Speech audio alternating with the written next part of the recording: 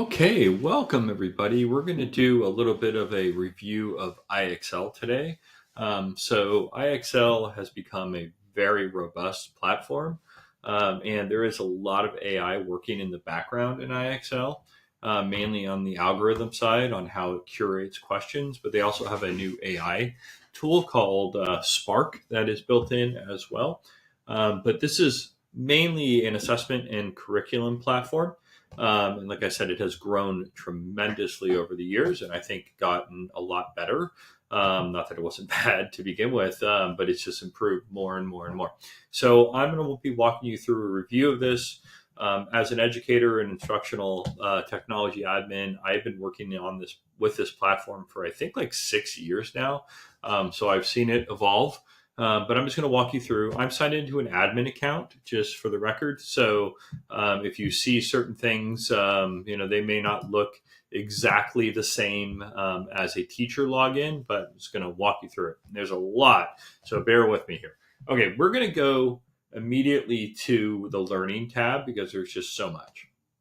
So let's just go through the top here before we go to learning tab. But so here you got my Excel, and it's got some new things that it has. You can create like common assessments for your school or district and quizzes. These are relatively new.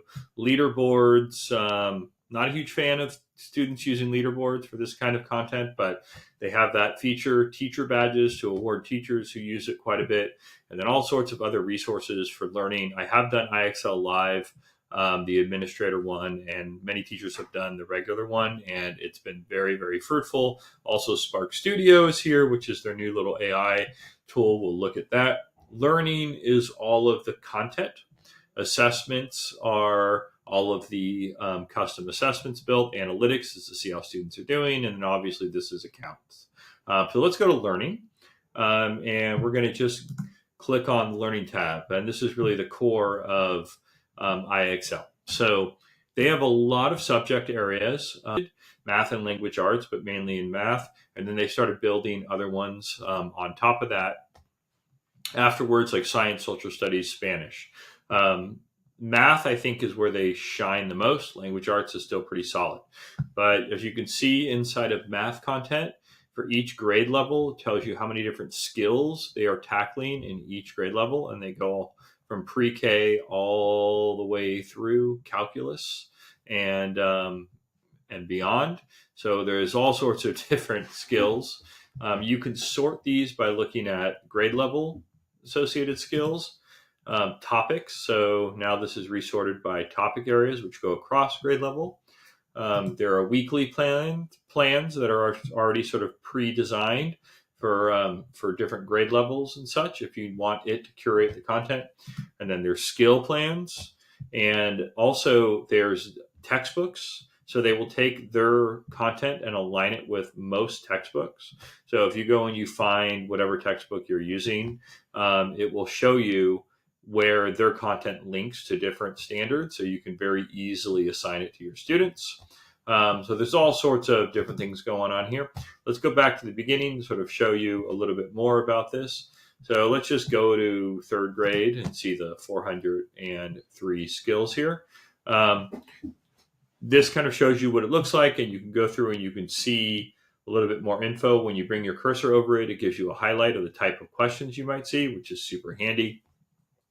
If you're in a teacher version and you have classes enrolled, here you can actually recommend content. So you can go in and you can tell your students what you want them to work on. I can't do that in the admin one because I don't have a course, but that's super, super handy and highly recommended to make sure that students are working in the areas that they should be working on. One thing about IXL is that your students pretty much have open access to everything within the content areas. So if your third grader signs in, they can pretty much do whatever they want in the content and actually level up to do different grade level content and such. So if you don't use the recommendations and you're not really guiding them to the right areas, they kind of have a Wild West approach to it. But it's also intentional because it allows the students to keep progressing and then get really good data on how they're doing. And it sort of works the same way in all the content areas. But let me go through some other ones here. So they've got language arts. same sort of layout. If we look at how the skills are broken out in language arts, science, social studies, Spanish, some of these aren't going to have as many topics. So let me go to social studies and we will view by grades here. So as you'll see for social studies, there are fewer skill content or skills inside each grade level. And there were even less in the past. So they keep building more content into these other subject areas. Let's see how many science has. So yeah, science obviously is a lot less than math or language arts. But they also keep building grade levels. Science didn't even used to go this high. I think science only went to 6th grade last year, and now it goes all the way up to some high school levels. Spanish, they also have Spanish content here, both just for teaching it as a second language and for a language arts perspective from Spanish instruction. And then they've got recommendations and skill plans. Like I said, they're aligned with textbooks. So what do I love about the content here? I think the math is exceptional, and the data they give you along with the math on progress is really, really great. I think that English language arts is really strong as well. I think that Spanish actually is really good too, especially if you're teaching in an environment where you have a lot of students at different sort of language levels. This could be a really great tool for Spanish instruction. We're not going to go in to look at like the student end, but I also love the balance that IXL has found with the student facing end. Let's see if we can maybe dig a little bit deeper on that. Just click on one of these and see what we get. So this isn't exactly what it looks like from a student facing end, but it's pretty similar. IXL is engaging enough for students to want to do it, but it's not so gamified that it becomes something that you worry about it being distracting or taking away from the content. And you all know what I'm talking about with this. There are plenty of learning apps out there where it becomes so much like a game that the majority of the time spent in the platform is some silliness, building some sort of avatar and buying stuff for your avatar, not pointing any fingers here at certain things, but IXL doesn't make it super gamified. Now there are like badges and rewards and stuff, but they're very limited. So the students actually, you want them to be happy doing it, but like not overjoyed. And it kind of strikes a really good balance with that. All right, let's talk a little bit about the assessments, because it's really good to know sort of how this works in the back end. So there are lots of diagnostic tools built into IXL. And when you sign up, they'll tell you how to best use this. But typically what you want to do is you want the students to do the standardized like assessments, and you can set those up inside your account settings here for assessments. But you want to actually have them do these standardized diagnostics and configure them to happen certain times a year, because you need to have like a wide breadth of diagnostic content for the tool to work effectively. So you're going to do these diagnostics 2+ times a year to get these baselines. And then you can let the students work inside of IXL at whatever pace you recommend them to, or however much they want to on their own. And what happens is the more they work inside the platform, the better the platform gets on assessing their progress and giving you really good feedback on how they're progressing. So you want to do the diagnostics plus have them work in the platform. If you don't do the diagnostics and you look at the analytics, which we'll look at in a minute, you'll see that sometimes it's not actually giving you great feedback on your students because it doesn't have like a full breadth of information. So anyways, you can set that up with your school and your learning specialists. But, we at our school have actually used this only as our math diagnostic. And because when done properly, the live diagnostic feedback is so much better than doing just like a standardized test where you only get one snapshot. With IXL, you sort of get to peek in throughout the year to see how the students are progressing. All right, so let's keep going. Let's talk a little bit about analytics. Now, I won't be able to show you everything here because I don't want to go into student data and make a video that shows students' names, but I'll just give you a little peek. District wide, you get data on your entire district. We're only two different schools, so district is not as broad as you might see with a full district wide sort of application, but you get lots of full district level input on how it's being used. For school level, right, you can look at just individual school sites. We only have two, our lower school and our middle school, but you can get data based on those two different schools. You can switch over to the middle school here and see what that looks like relative to the lower school. You get teacher analytic data. So you can see how certain teachers are using the platform, and which ones are really engaging with it and which ones need more time. So, as an admin, you can go in here and you can look at this. I'm not going to click on student because the second I do, it'll bring up a student name on the top. But I will tell you that for student analytics, it's really, really good if you use the diagnostic tools combined with regular use of the platform.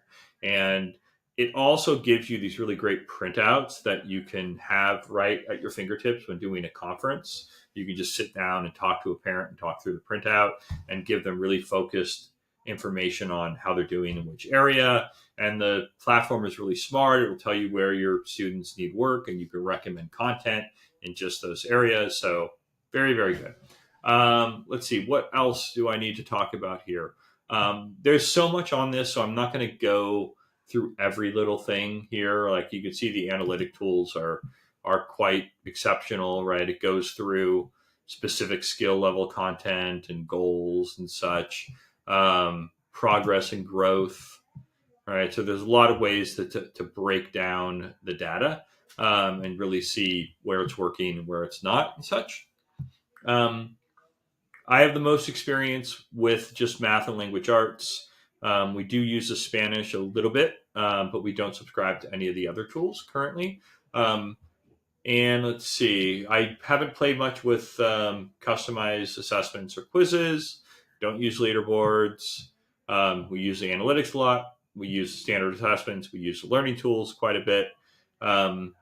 There's some new stuff going on. They do have a textbook now that's certified in California that basically you don't even need a textbook. You just wanted to use the IXL content. And then let's look at the Spark thing too, which is currently free and included with your subscription, but they'll probably start charging for it in a year.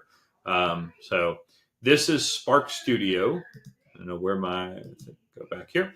Okay, so Spark Studio is basically is an AI LLM with wrappers. So they're just working in the background. It's a lot of different versions of this in education space. But this one is free if you have IXL, at least for the time being. So they're just building an extra resource for you.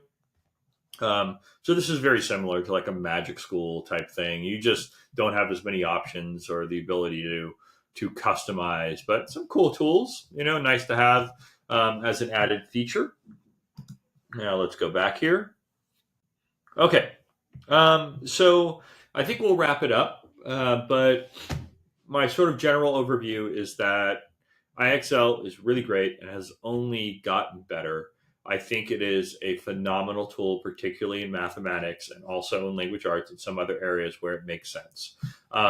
The cost can be all over the map, right? And it really just depends on how many students you're using and how many different subject areas you want to deploy. Obviously, the more you sign up for, the better the discount on the add-ons, right? But, for a smaller school, like this can be several $1,000s a year, depending on how you use it. I think we pay something around like $8,000 to have math and language arts deployed to maybe 300 students or so, give or take. That might give you, a ballpark. We feel it's pretty worth it, especially for the assessment data and the progress data and getting like the customized content that could be matched with different curriculum. So we're very happy with it. And the AI working in the background is really smart on how it curates contents for students. Parents seem to love it. So yeah, huge fan of IXL. Give it a shot. Check it out. And thank you for watching.